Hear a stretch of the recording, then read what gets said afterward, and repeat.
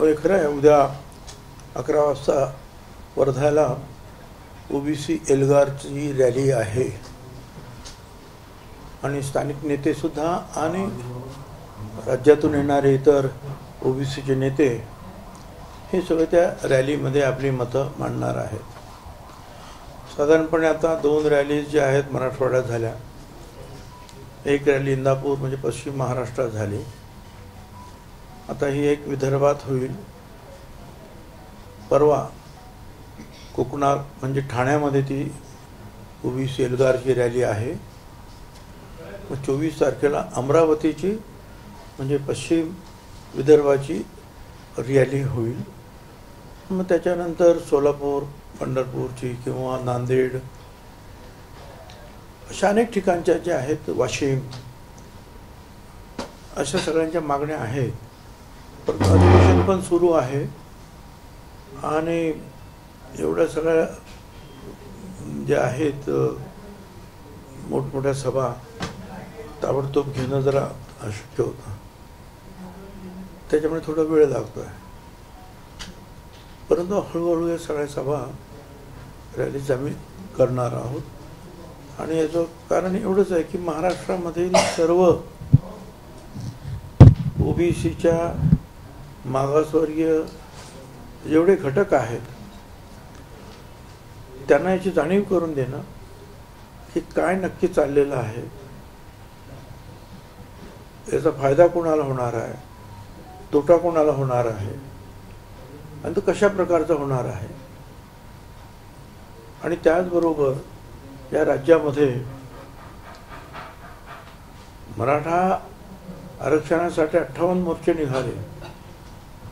लाखो लोकांचे, लाखो कार्यकर्ते होते, महिला होत्या. पण कुठेही कायदा हातात घेतला गेला नाही, अशांतता झाली नाही. आणि ते भव्य मोर्चे पाहून एकदा पृथ्वीराज सरकारमध्ये आम्ही होतोच, त्यावेळेला एकदा कायदा केला गेला. तो कायदा अडचणीत आल्यानंतर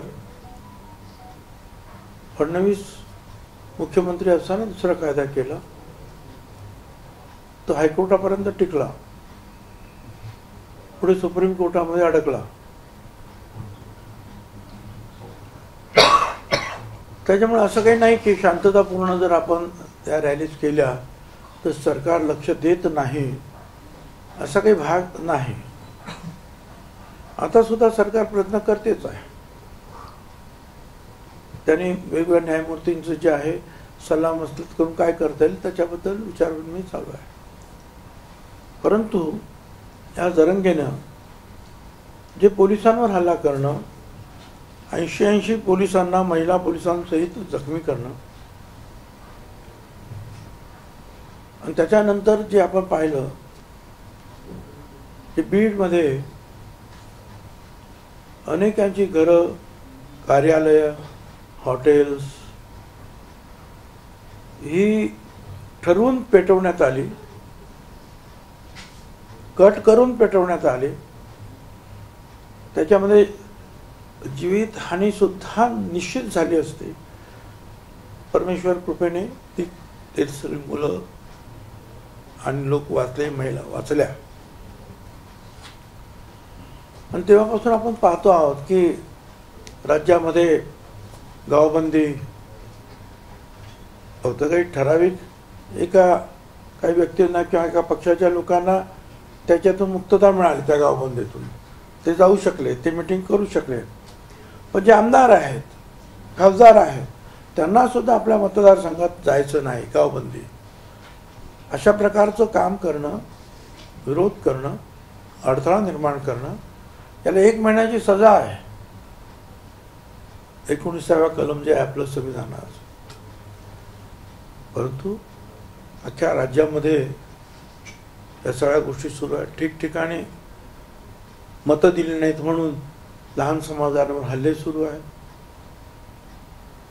आता हे सगळं होत असताना आपण पाहतो आहोत अनेक सभागृहात काय, बाहेर काय, आम्हालाच उपदेश केला जातो आहे की दोन समाजामध्ये तेढ निर्माण करतो, म्हणजे आम्ही गप्प बसलो असतो आणि सगळ्या ओबीसींचं जे आहे अशाच प्रकारे जाळपोळ वाटोळं केलं असतं राज्यभर तर चाललं असतं का? त्याच्याबद्दल हे तक्रार करायची नाही, लोकांसमोर या गोष्टी आणायच्या नाही. म्हणजे त्यांनी कायदा हातात घ्यायचा, त्यांनी जाळपोळ करायची, त्यांनी पिस्तुलाचे बार उडवायचे, बेकायदा पिस्तूल. त्यांना पकडण्यात आल्यानंतर लवकर सोडा म्हणून सांगायचं. जे गुन्हेगार पकडले जळितामध्ये त्यांना सुद्धा ताबडतोब सोडा अशी मागणी करायची. सरकारवर दबाव आणायचा. 24 तारखेच्या आतमध्ये करा न तर बघतो. 24 तारखेनंतर छगन भुजबळचा कार्यक्रमच करून टाकतो. 24 तारखेला छगन भुजबळच्या नाशिकच्या घरावर आणि शाळेवर इनडायरेक्टली हल्ला करण्यासाठी आमंत्रित करण्यात येतं. छगन भुजबळवर स्वतः जिबुयांना हल्ला करण्याचा प्रयत्न होणार अशा प्रकारच्या बातम्या पोलिसांमध्ये येत आहेत.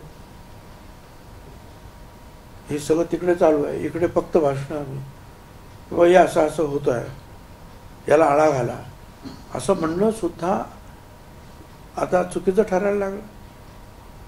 अर्थात त्याला कारण एवढंच आहे, निवडणुका आहेत आणि प्रत्येकाला वाटतं लोकप्रतिनिधीला की आपल्याला मराठा समाजाची मतं मिळणार नाहीत.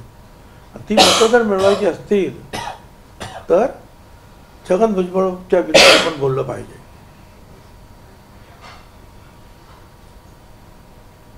आता हे बोलतात की ओबीसीला धक्का न लावता. अरे अगोदर तुम्ही कुणबी सर्टिफिकेट जर चुकीची वाटेल तेवढी तर ते आलेच ना आपोआपच ओबीसी मध्ये. धक्का लागला.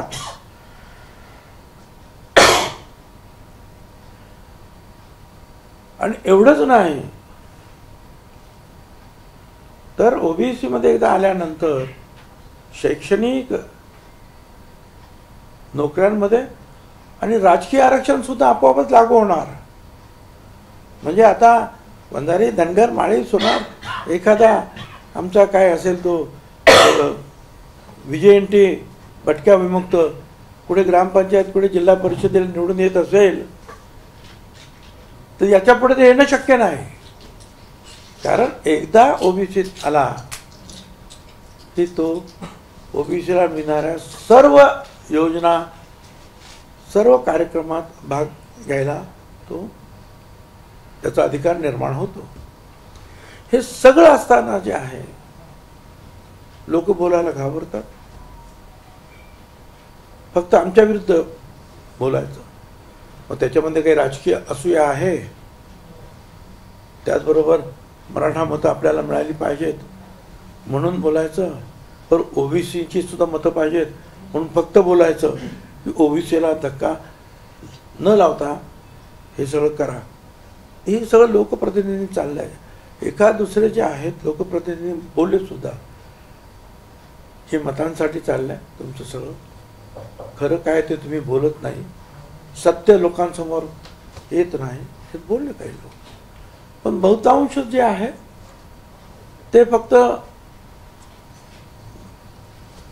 भुजबळ मंत्री आहेत असं असताना सुद्धा बाहेर दोन समाजामध्ये रोष पसरवत आहेत.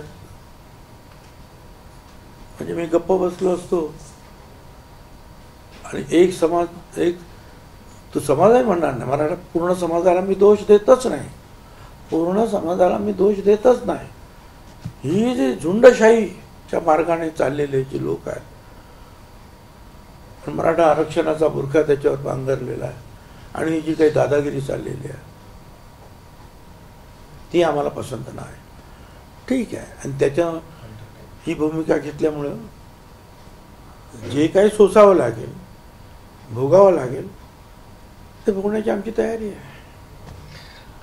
आता तुम्ही जरांगेची एक भाषा जी आहे त्याबद्दल आपण बोललेलं आहे. आता नवीन अल्टिमेटम दिलं 17 तारखेपर्यंत सरकारने काय ते सांगावं, नाहीतर आमचा आणि सरकारचा संबंध आहे. आणि 17 तारखेला अंतरवली सराटीमध्ये मोठी बैठक बोलली आणि पूर्ण समाजाला तिथे येण्याचं आवाहन करण्यात आलं. आता पण असं कुठल्याही सरकारला कोणी एक व्यक्ती कधी अशा प्रकारची धमकी देत होता? जनतेला वेठीस धरत होता? सरकारला वेठीस धरत होता? अरे मोठमोठे आंदोलनं झाली या देशामध्ये. हे अशा प्रकारच्या तारखा देऊन द्या तारखा, उद्या ते सरकारला तारखा देत आहेत, आज उद्या कोर्टाला तारीख देतील. या तारखेपर्यंत निकाल नाही लागला तर मग आमच्याशी काय वाटेल ते करत. एकदा सवय झाली वाटेल ते बोलण्याची आणि वाटेल तसा विध्वंस करण्याची, मग तो वाढतच जात आहे. त्यामुळे जे आहे माझी विनंती एवढीच आहे, सर्व यंत्रणा आणि शासन यांनी खंबीरपणे उभं राहिलं पाहिजे. प्रामाणिकपणे मराठा समाजाला वेगळं आरक्षण कसं देता येईल याचे प्रामाणिक प्रयत्न केले पाहिजेत. आणि काही काळाने असं काही होऊन पुन्हा एकदा तो फिटाळला जाईल कोर्टात, असं होता का? मराठा आरक्षणाच्या विरोधात तुम्ही बोलू नये, फडणवीसांचा वापर करायचा आणि भुजबळांना अजितदादाला बाजूला करायचं असाही आरोप जरांनी केला. असं आहे की माझं वय 76, त्यातले 35-36 वर्ष मी ओबीसी साठी काम करतो आहे. शिवसेना सुद्धा सोडली. इथेच नागपूरमध्ये मी 91 सालामध्ये मंडल आयोगावरून, त्यावेळेला फडणवीस आमदार सुद्धा नव्हते. त्याच्यानंतर 10 वर्षाने फडणवीस आमदार झाले. आता ते मला काय सांगणार ना. मला कधी बाळासाहेबांनी सांगितलं की फक्त सांगायचं हा आपला कार्यक्रम आहे, मग तू कसा काय करायचा, तू काय बोलायचं हे मी ठरवायचं. त्याच्यानंतर पवार साहेब कधी मला सांगितलं नाही हे बोला किंवा ते बोला. आणि झालं ना एवढ्या वर्षानंतर 57 वर्ष मी सुद्धा राजकारणात आहे. जेवढी वर्ष शिवसेनेला झाली समजा, नेमकी तेवढी वर्ष दिवस मला राजकारणात आहे. आता मला कोणीतरी सांगावं आणि मी बोलावं अशी परिस्थिती नाही. मी माझ्या मनाचं आहे, बोलतो. माझे निर्णय माझे असतात आणि त्याच्या परिणाम भोगण्याची माझी तयारी असते. आता म्हणाल की हे एक झुंडशाही आहे, तर कुठेतरी सरकारला नियंत्रणात आणण्यासाठी अपयशी ठरताय कुठेतरी? ते तुम्ही ठरवायचं. मी जे बोललो त्याचा इन्फरन्स काय करायचा काढायचा ते तुम्ही बघा. काय काल धस असे म्हणाले की मास्टर माइंड नव्हतंच कोणी बीडच्या घटनेमध्ये. मास्टर माइंड कसं नव्हतं? मी स्वतः तिथे गेलो आणि त्यावेळी लोकांनी सांगितलं, कोड नंबर दिले होते प्रत्येक ज्या ज्या ठिकाणी हल्ले करायचे. मग ते घरं असतील, शैक्षणिक संस्था असेल, राष्ट्रवादी काँग्रेस पक्षाचं शरद पवार साहेबांचं त्या गटाचं ऑफिस असेल, हॉटेल असेल, या सगळ्या कोड नंबर्स होते आणि त्याच्यावरून ते बोलायचे. 1 नंबर झाला, आता 15 नंबरवर येतोय, अमुक तमुक. मी तिथे गेल्यावर प्रत्यक्ष दुसरा तिसरा दिवशी मला असं वाटतं हे सगळं मी पाहिलं, ऐकले स्वतः. आणि मला सांगा असं का एकदम उठाव होतो का? एखाद्या ठिकाणी होईल, बरोबर वेळेवर 1, 2, 3, 4, 5 आणि नेमके लोक पकडले गेले. एक प्रकाश सोळंके, आणि ते फक्त एवढंच बोलले होते तुमच्या काय समाज माध्यमावर की बाबा रे ते यात सगळ्यांना आरक्षण मिळत नाही, असं 1-2% आरक्षण मिळतं आहे, नोकऱ्या कुठं, एवढंच ते बोलले. म्हणून त्यांच्यावर राग.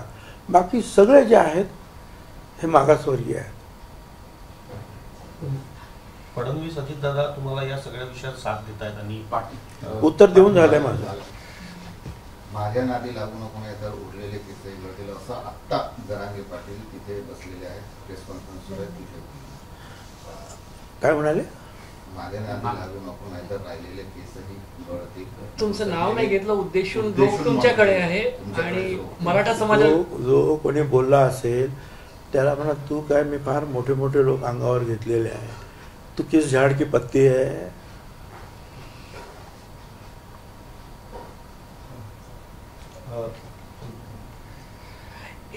तुम्ही जे सांगता, तुम्ही झुंडशाही आणि दादागिरी शब्दाचा प्रयोग केला. तुम्ही हेही बोललात की तुम्ही पूर्ण मराठा समाजाचे विरोध नाही, मात्र जे लोक झुंडशाही करत आहे हे सरळ सरळ तुम्ही ब्लॅकमेलिंग म्हणणार का सरकारला? ज्या पद्धतीने 24 तारीख मग 17 तारीख हे ब्लॅकमेलिंग म्हणजे काय? तेच आहे ना, ब्लॅकमेलिंग आणि वेठीस धरायचं काम. बरं, आता सरकारला 3 न्यायमूर्ती बसवलेले आहेत त्याच्यावर चर्चा करायला. त्यांना वेळ द्या, जी काही प्रक्रिया पूर्ण करायची ते करतील. नाही एवढ्या तारखेतच झालं पाहिजे, तेवढ्या तारखेतच झालं पाहिजे. वा, मराठा समाजाला आव्हान करणार का या ब्लॅकमेलिंगला त्यांनी बळी पडून? माझं म्हणणं मराठा समाजाला एवढंच आहे की आतापर्यंत यशवंतराव चव्हाण साहेबांनी सुद्धा या नागपूरच्याच पत्रकारांना सांगितलं होतं विचारल्यावर की हा जो महाराष्ट्र मुंबईसह संयुक्त महाराष्ट्र झालेला आहे, हा महाराष्ट्र मराठ्यांचा नाही, मराठी भाषिकांचा होणार आहे. आणि त्यानंतर अनेक आपले सगळे लोक जे आहेत मराठा समाजाचे वेगवेगळ्या पदावर राहिले, मुख्यमंत्री राहिले. मी त्या दिवशी हाऊसमध्ये वाचून दाखवलं, सुप्रीम कोर्टानं सुद्धा त्याचा उल्लेख केला की अनेक मुख्यमंत्री झाले, परंतु त्यांनीही जे त्यांच्यावर जे आरोप केले जातात की त्यांनी मराठा समाजाचा समावेश केला नाही मागासवर्गीयांमध्ये, असे जे आरोप केले जातात ते चुकीचे आहेत. उलट त्या सर्व मराठा मुख्यमंत्र्यांनी त्यांनी त्यांच्याकडे असलेली माहिती, त्यांचं बुद्धिचातुर्य, समंजसपणा याचं कौतुक केलं की त्यांनी तो योग्य निर्णय घेतलेला होता. मग असं जर आहे आणि मराठा समाजाला आरक्षण वेगळं देण्याचे प्रयत्न सुरू आहे, आमचा त्याला पाठिंबा आहे, मग अशा वेळेला झुंडशाहीला सपोर्ट आपण करता कामा नये. आपापली मतं 58 मोर्चे लाखो लोकांचे निघाले शांततेने. त्यातून या प्रयत्नाला सुरुवात झालेली आहे. उशीर होतोय पण थांबायला पाहिजे. पण झुंडशाहीला जर आपण आमंत्रण दिलं, सपोर्ट जर केला तर राज्यामध्ये गंभीर परिस्थिती निर्माण होईल. तुम्ही म्हणालात होतात की तुमच्यावर हल्ला होऊ शकते कशी भीती तुम्ही व्यक्त केली, त्या संदर्भात काही पुरावे किंवा माहिती पोलिसांना? मला भीती नाहीये काय, आणि पुरावे बिरावे काय मी तुम्हाला सांगणार काय? पोलीस मला सांगणार काय? हे पोलीस कशाला इथे उभे राहिलेले आहेत एवढे सगळे, त्याच्यावर नाही घ्या. प्रश्न विचारताना जरा व्यवस्थित विचारा काय. आणि मला पुरावा माहिती असतं की तुम्हाला गोळी मारणार असेल तर तुला मी आताच पकडलं असतं ना. पण जे काही इनपुट्स असतात पोलिसांच्या SITचे, त्यातून जे काही बाहेर बातम्या आलेल्या त्यातून मलाही कळलं, त्यांनाही कळलं, मी स्वतः पाहिलेलं आहे ते. आणि बंदोबस्त सुद्धा वाढवलं. आणि समाज माध्यमावर जे आहे काय फिरतच होतं ना 24 तारखेला या घरावर आणि कॉलेज. मला असं वाटतं तुमचे प्रश्न संपलेले आहेत. मराठा आरक्षणाच्या संदर्भात छत्रपती संभाजीराजेंनी दिल्लीमध्ये बैठक बोलवलेली आहे. पवार साहेबांचं, गडकरी साहेबांचं सगळ्यांना निमंत्रण त्यांनी दिलं, राज्यसभेच्या आणि लोकसभेच्या सर्व खासदारांना. लोकशाहीमध्ये प्रत्येकाला अशा सभा शांततेनं बोलवण्याचं, आपली मतं मांडण्याचा अधिकार आहे. तू करा ना सगळं, तो अधिकार वापरा. झुंडशाही करण्याचा अधिकार नाही, कायदा हातात घेण्याचा अधिकार नाही. हिंदूंनी मंदिरात दान केलेलं फक्त हिंदूंच्या कल्याणासाठी वापरलं पाहिजे असं विश्व हिंदू परिषद. मला माहित नाही, मी ऐकलेलं पुढे. काँग्रेसची कुठेतरी मराठवाड्यात कोंडी होते, कारण की काँग्रेसचे नेते कुठेतरी कमकुवत आहेत. मोठे जे पद आहेत ते सगळे विदर्भात दिले आहे अशी सध्या बोललं जात आहे. मला माहित नाही. नगरमधल्या संदर्भात तुम्ही 13 तारखेला सभागृहामध्ये बोलले होते की त्या गावातील महिला सरपंचाला OBCच्या बैठकीला आले म्हणून बाहेर काढलं जातंय वगैरे. त्या संदर्भानं बच्चू कडूंनी सांगितले की बा जो तुम्ही विषय सभागृहात मांडला तो पूर्णतः खोटा आहे.